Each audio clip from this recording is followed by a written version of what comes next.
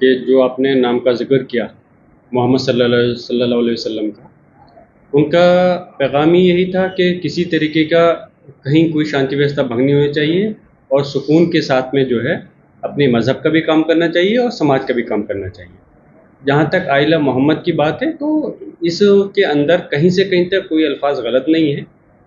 हम जिस तरह से अपने मज़हब से मोहब्बत करते हैं वैसे ही मज़हब के हमारे चाहे हमारा जो अल्लाह है, हमारा मालिक है या आप सल्लल्लाहु अलैहि वसल्लम है या जो भी मज़हब से मुतालिक चीज़ें हैं, वैसे हम अपने उनसे भी मोहब्बत करते हैं और उसी प्रकार हम अपने देश से भी मोहब्बत करते हैं। तो मैं समझता हूँ कि आई लव मोहम्मद लिखने से या कोई पोस्टर लगाने से किसी की शायद ना तो आस्था कोई प्रभावित होती है और ना ही कोई गलत मैसेज जाता है। और कभी भी हम खुद विश्वास रखने वाले हैं संविधान के अंदर, कभी हम शांति व्यवस्था बिगाड़ने पर या किसी चीज़ पे हमारा ये चीज़ नहीं है कि माहौल ख़राब हो, लेकिन आई लव मोहम्मद के नाम पर जो जिस तरह से दुष्प्रचार किया जा रहा है, वो चीज़ गलत है। हमारी आस्था है, हम मोहब्बत करते हैं और करते रहेंगे, इसमें क्या गलत है? बुलडोजर कार्रवाई हो रही है बरेली के अंदर, इस तरह देखते हैं। मैं तो यही कहूँगा कि जिस प्रकार से पहले तो बरेली में जो घटना हुई, मैंने खुद अपील ये की थी कि शांति व्यवस्था कायम रहे और पुलिस प्रशासन से भी कहा था कि दबाव में आकर के इस प्रकार की कोई कार्रवाई नहीं की जाए कि जो मजलूम लोग हैं उनको ज़बरदस्ती रिपोर्ट में नाम शामिल करके जेल में घुसा जाए। और बुलडोज़र की जो कार्रवाई है, हम तो हमेशा से मैं कहता चला है बुलडोज़र की कार्रवाई कहीं से कहीं तक ठीक रही है। बुलडोज़र की कार्रवाई के लिए लगातार कई बार माननीय सर्वोच्च न्यायालय भी संज्ञान लेकर के सख्त टिप्पणी भी कर चुका है, लेकिन अफसोस है कि उत्तर प्रदेश में पुलिस प्रशासन के द्वारा सरकार के आदेश पर जो बुलडोज़र कार्रवाई की जा रही है वो गलत है, क्योंकि बुलडोज़र कार्रवाई का जो सज़ा देने का काम है वो हमारे न्यायालय का काम है। अगर किसी ने कुछ गलत किया है तो पुलिस प्रशासन उसके खिलाफ अपनी बात चार्जशीट के रूप में दे सकता है और अगर सही के अगर उसमें किसी ने गलत नहीं किया तो जाहिर सी बात है हमारे न्यायालय जो है उसको ख़त्म कर देगा केस को, और जो किसी ने गलत किया है तो उसके खिलाफ कार्रवाई होगी। लेकिन बुलडोज़र की कार्रवाई के खिलाफ मैं सख्त हूँ। और बल्कि मैं इसके साथ में ये और जोड़ना चाहूँगा, अगर बुलडोज़र कार्रवाई बरेली में चल रही है तो फिर शाहजहाँपुर में उन लोगों के खिलाफ क्यों नहीं चली जो लोग मकबरे पर डंडा लेकर के पुलिस के सामने जिन लोगों ने हंगामा किया था, उन लोगों के खिलाफ भी बुलडोज़र की कार्रवाई होनी चाहिए थी। फिर देश एक है तो एक ही कानून होगा, तो फिर उन लोगों को इस प्रकार की रियायत क्यों दी गई?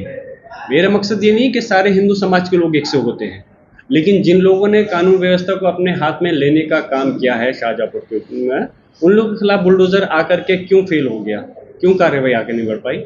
मैं तो यही कहूँगा बुलडोज़र ना बरेली में चले ना शाहजहाँपुर में चले, और सिर्फ उनको जो इंसाफ है वो न्यायपालिका से मिलना चाहिए। लेकिन अगर बुलडोज़र बरेली में चलाने का प्रयास किया जा रहा है तो वो बुलडोज़र हम उम्मीद रखते हैं कि शाहजहाँपुर में भी चलना चाहिए। लेकिन उससे पहले उन्होंने तर्ज किया है कि मैं छोटा आदमी, बड़े लोग मेरे यहाँ आएंगे तो अच्छा लगेगा, किस तरह देखते हैं? मैंने अभी इस चीज़ को नहीं सुना है, लेकिन माननीय आज़म खान साहब पार्टी के वरिष्ठ नेता हैं और जैसे कि उनके ऊपर जिस प्रकार की ज़्यादती हुई हैं, लगातार न्यायपालिका का सहारा लिया है और न्यायपालिका से उनको राहत मिली भी है, तो यकीनन आए हैं तो हमें खुशी है कि आए हैं और आगे हम दुआ करते हैं कि उनकी सेहत अच्छी रहे और आगे कौम की खदमत को अंजाम दें और जो जनता का काम है उसको करें।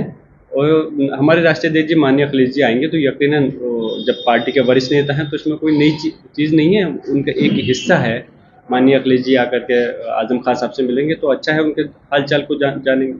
लेकिन इस प्रकार की बात को मैं समझता हूँ राजनीति में नहीं पढ़ना चाहिए और पार्टी के अंदर सारी चीज़ जो है कुछ पर मैं समझता हूँ हमारे खान साहब भी कोई नाराज़गी का कोई ऐसी चीज़ नहीं है। हो सकता है कोई बात रही होगी तो वो बैठ करके हो जाए।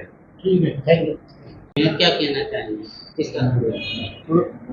मैं यही कहूँगा कि जो आरएसएस की करनी और कथनी में फ़र्क नज़र आता है मुझे, जहाँ उनके प्रमुख इस बात को कहते हैं कि हर धार्मिक स्थल के नीचे आप मस्जिद के नीचे शिवलिंग को नहीं ढूंढो, लेकिन उसके चंद लोग जो है लगातार उस चीज़ को मुद्दा बना के कर रहे हैं, तो और वो भी आरएसएस के लोग हैं। तो मैं ये कहना चाहता हूँ कि जो अपने प्रमुख की बात को या तो नहीं मानना है तो फिर या तो उसके अंदर, और जो इस बात को कहा जाता है जिस तरह से उसके अंदर डिसिप्लिन आरएसएस के अंदर है, तो या तो डिसिप्लिन उनके अंदर नहीं है, ये बात जाहिर करती है, या फिर ये है कि उनके करनी और कथनी में फ़र्क है कि वो कह कुछ रहे हैं और नीचे के लोग कुछ अलग कर रहे हैं।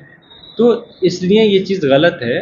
अगर आरएसएस संस्था है और बीजेपी उसकी एक शाखा है, मैं तो यही कहूँगा, तो काम वो करो जिससे कि देश की तरक्की हो और आने वाली नस्लें याद करें कि उन लोगों ने कि काम हमारी देश के लिए तरक्की के लिए किया था, ना कि देश को बांटने के लिए किया।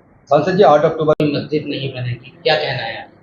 वो संविधान नहीं है, कानून नहीं है जिनका आप जिक्र कर रहे हैं। या तो उनकी बात, अगर कोई कानून संविधान ने ऐसा कहा है कि उनकी बात कानून है तो हम मान लेंगे, लेकिन वो कौन होती है इस बात की को कहने वाले कि वो छोड़कर इसे चले जाएं। बल्कि मैं तो कहता हूँ इस बात के खिलाफ उनके खिलाफ रिपोर्ट दर्ज होनी चाहिए और कार्रवाई होनी चाहिए, जो खुल्लम खुल्ला एक तरीके से एक समाज को इस आज़ाद मुल्क में, हमारे देश के अंदर जो सब लोग मिल करके हिंदू मुसलमान लोग रह रहे हैं, अगर वो एक समाज को, मुसलमानों को डायरेक्ट धमकी दे रहे हैं तो उनके खिलाफ मुकदमा दर्ज होना चाहिए कि किस प्रकार से वो इस प्रकार से धमकाने का काम कर सकते हैं। और कौन जाएगा छोड़ करके? हम इस देश के रहने वाले हैं, इस देश के नागरिक हैं, इस देश से मोहब्बत करते हैं, इस देश की के लिए कुर्बानियाँ दी हैं, आगे भी तैयार हैं। ना अयोध्या छोड़ करके कहीं जाने वाले हैं और ना ही हम इस देश को छोड़ के जाने वाले हैं। इस देश के अंदर मुसलमान यहीं रहेंगे और 140 करोड़ जो नागरिक हैं, मुसलमान, हिंदू समाज, सब लोग मिलकर के रहेंगे। ये लोग जो इस प्रकार की बातें करते हैं, ये सिर्फ और सिर्फ अपनी राजनीतिक रोटियां सेकना चाहते हैं और उस चीज़ में ये कहीं से कहीं तक भी, अब समाज इतना जागरूक है, ये लोग कामयाब नहीं हो पाएंगे। अरे श्रीमती जी, कुछ तो सस्ता लो, बचत करो। नहीं श्रीमान जी, सब बढ़िया लो, रहने दीजिए। इसमें क्या खास बात है? थोड़े में ज्यादा स्वाद, यही तो है इसकी खास बात। वाओ मम्मा, क्या स्वाद है। अरे मेरे राजा, राजा और प्योर मसाला।